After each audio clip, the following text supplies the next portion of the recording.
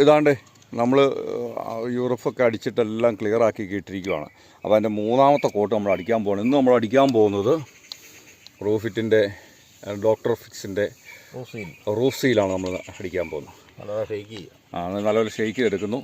ഇതിൻ്റെ കൂട്ടെന്ന് പറഞ്ഞു കഴിഞ്ഞാൽ 1 ലിറ്ററിന് 1/2 ലിറ്റർ വെള്ളം ചേർക്കും. അങ്ങനെയാണ് നമ്മളിത് അടിക്കാനായിട്ട് പോകുന്നത്. 50%. അപ്പോൾ അതിൻ്റെ പണി നമുക്ക് തുടരാം.